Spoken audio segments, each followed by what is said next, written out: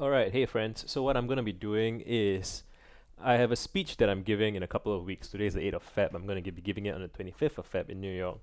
And it's gonna be 15 minutes long, and it's supposed to cover my big thesis. And I'm gonna just improvise my way through it, maybe a couple of times. So maybe I'm just gonna record it right now. I should I? I'm just gonna use this. Fine. Okay, so where do I start? When I was a kid, I was a lonely kid. I was a bookish nerd. I would read a lot of books, and I loved books. When I discovered the internet, I felt that the internet was like a library, just like the libraries that I loved, and I could participate in it directly. And so I've always wanted to participate in communities. I used to play in a band when I was a teenager, and I fell in love with my local music scene. It was also frustrating in some ways because of the in scene fighting, or like, just people squabbling over things like which band gets to go first or last at some particular gig. And I was always frustrated by that because I felt that our real challenge as a scene was to try and grow the scene, get more people interested in music, get more people showing up to gigs. That was what I cared about. And eventually I had to serve national service in Singapore, which is when you're like 18 or above, you have to serve in either the military or the police or civil defense. And so my band kind of broke up, which is a very common outcome for Singaporean bands. I still love music, and I still want to do some music at some point, but the more interesting thing I think is that when I was on like the music forums, I just cared a lot about trying to assemble some kind of goodwill, that I like community spirit, right? Assabiyah. And I felt versions of that on every forum that I've been on. So even before that, I used to be on gaming forums, and I would try to just have good conversations with people and have community spirit, right? I wanted the internet and forums and blogs and everything that I participated in. I wanted it to feel good. I wanted it to be nourishing, supportive, just a great place to be. Right? It's a Ben Horowitz blog post about a good place to work, and that is a more corporate-ish environment. We're talking about people who have to pay bills and people who have to do their jobs, but it's a similar idea. How do you? There are good places to work and there are bad places to work, and the difference between the two is that in a good place to work, you can trust your managers and your colleagues that everyone is kind of focused on whatever the goal is, and whether you get promoted or not should be a function of whether or not you're contributing to the organization, whether you are achieving the goals that you're being set out to do, and you're not kind of infighting about like people's feelings. I'm not to say that you should disregard people's feelings and like be an asshole, but it shouldn't be petty politicking about some managers getting on some managers' good side or whatnot. Although I recognize that is to some degree inescapable. Anyway, I used to also blog about local politics. It started out blogging just to hang out with my friends and to just write about my thoughts and feelings. And some of my blog posts about local politics in like 2007, 8, 9, those years, my posts kind of went viral, micro viral, in the time before when social media was still kind of in its infancy and Facebook didn't have a share button yet. And so people would be sharing blog posts on Facebook, which incidentally I believe is how Wait But Why kind of blew up, like in that era, writing content that was very Facebook share friendly. That was also kind of like the BuzzFeed era. Anyway, writing about politics, going viral, getting a lot of attention. I enjoyed it, but it also frustrated me because a lot of the quality of the attention was very bad. I felt that my audience was not becoming smarter and more thoughtful, and I've always been seeking smart, thoughtful audiences. I've always wanted a better quality of conversation. And so eventually I actually abandoned my local politics blogging, because this was around the time that I got married and bought a house and got a job, and I was no longer so free to just write about whatever I wanted. I was working in content marketing for a software company.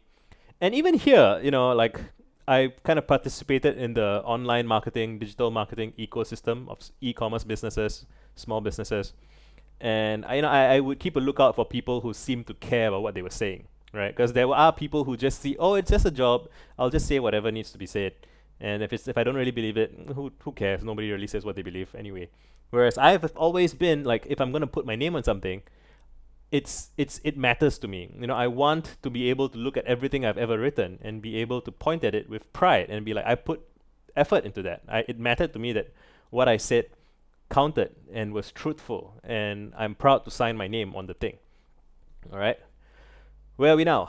I've always been blogging, always been very optimistic, idealistic, curious, ambitious even. There's several like videos and essays and stuff that shaped my perspective. One of it was watching Randy Pausch's last lecture, which is a professor at CMU who was just talking about how to live your childhood dreams and how to, achieve your dreams and how to conduct yourself as a person. It's very, virtuous without being virtue signaling in a fake bullshit way. He really meant what he was saying. He was really trying to demonstrate. So at the end of the lecture, he talks about how it's not really for the audience, it's for his kids, because he didn't live much longer after that. He had like cancer. And I was very moved by that, by this idea that, we should aspire to be good people and do good works. And, there's almost a religious quality to this, but it's secular, right? Like, you could use religious language and be like, for the glory of God. What is, I don't want to turn this into like a religious thing, but the idea of like community spiritedness again. What is a community and what is community spirit and what is it about some context, some environment that feels good, that makes people want to hang out, makes people want to participate, makes people proud to be a part of some community. And it's, people conducting themselves in an ethical way and even talking about words, using words like ethics and virtue and morality or whatever. They all just kind of feel a little bit cringe, I think, because that a lot of people who talk about these things might not really mean what they say. And the only real way to judge whether or not someone really means what they say is to examine their actions over a long period of time. So in some ways, this can only be done at the scale of decades, right? Because every year, some new people show up, say a bunch of shit, and then they leave for whatever reason. And not every quitter is unserious, but every unserious person eventually quits. And, I don't think we should be unkind to the people who quit or along any journey of any kind. There are a lot of good reasons why someone might quit or give up, their personal life, health, family, whatever. But what I'm passionate about is figuring out how to make good communities that last the decades, right? And it's interesting, I tweeted a while ago about how someone gave up. Someone asked for advice. I said, don't quit. And he quit after like 6 years. And someone else replied, well, 6 years is a hell of a lot more than most people will give. And I'm like, fair enough. And yet, what I'm looking for is people who work for decades. I wrote a blog post called Are You Serious? And in it, I talk about people who have worked for decades and how inspiring they are and how, you want to... For me, I don't know if it's the same for everybody else, but for me, when I encounter people who have done meaningful work with their life, and I think about authors as well, I think about Ray Bradbury and Bertrand Russell, and the things that these men said at the end of their lives in their 80s, 70s, 80s, 90s, and they're like, you're looking back, you see that love was the answer to everything. And you see that, some amount of public service, some amount of trying to reduce suffering, some amount of trying to take care of other people, being a good mentor, supporting, what society flourishes when elders water trees that they know they will never enjoy the shade of, right? Like, and how do we cultivate that spirit? That's what I care about. And my thesis, I guess, is I don't really, and this is not like a final thesis, it's what I've been working on for years and years, but I might change my mind about the specifics in the future. But how I think about it is, it seems to me that there are some people who are already kind of naturally inclined to do this sort of work. And when I wrote my first book, so now I'm going to let me switch to talking about my first book. When I first wrote my first book, it was titled Friendly Ambitious Nerd, I didn't know what I wanted to write about. I knew I wanted to write a book. So I always knew that I wanted to write as much as possible. And I would be writing, these... when a lot of people would see my writing, which is all over the place. I just wrote about whatever I felt like writing. People would see my writing and say, hey, Visa, your writing is really great. When are you going to write a book? And I'm like, I don't know. I will when I can, when it feels right. And so what I did was I would ask people, why do you share my writing? When you share my writing with other people, what do you say? How do you introduce people to me? And people will often say things like, oh, Visa is very encouraging, very kind, very friendly, very pro-social, very community-minded. Or they would say he's very prolific, he dreams very big, thinks about very big picture stuff, but also very small day-to-day, daily life stuff. And there's that full stack ambition, being prolific, doing a lot of stuff.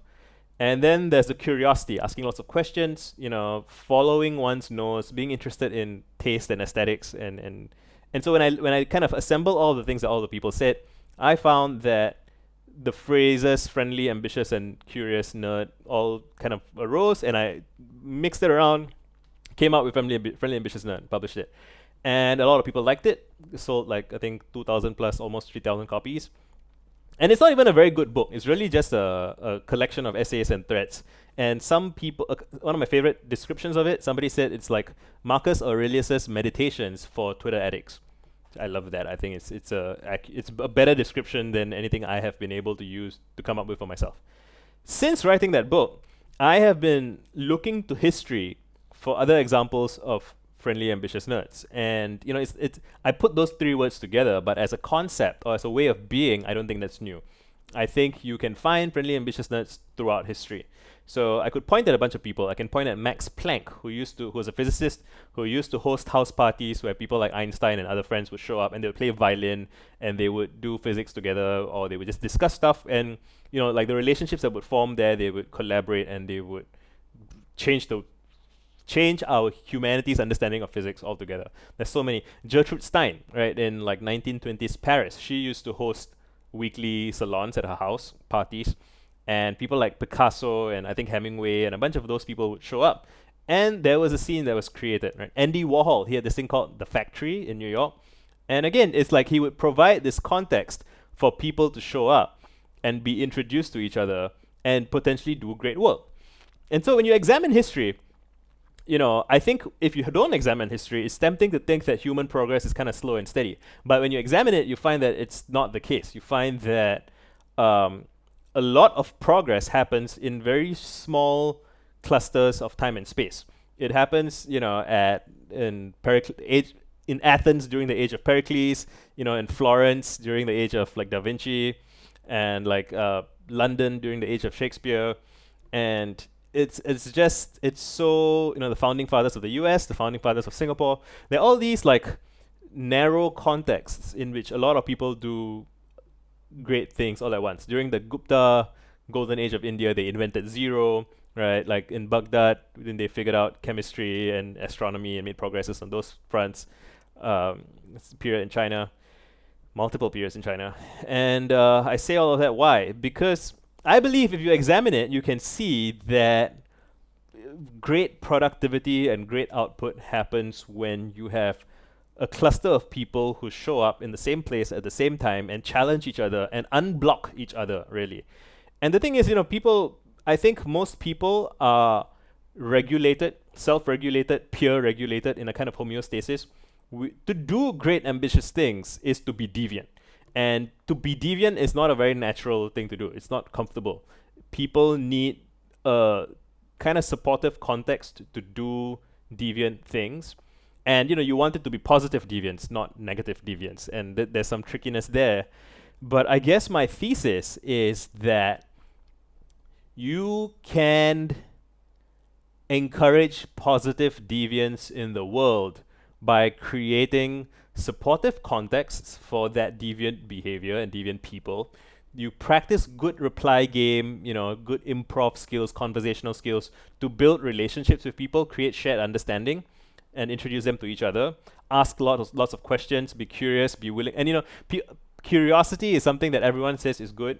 Like we pay lip service to it. But when you actually examine it, you find that most people have some lines they don't really cross. And to be fair, yeah, some lines maybe shouldn't be crossed. It depends on the social context. Curiosity can be dangerous, right? And a nerd who... I define a nerd as someone whose behavior is directed by their curiosity. Nerds create advances in science, and every advance in science also creates new tools, and every powerful tool is also simultaneously a weapon. And so people are understandably suspicious of that.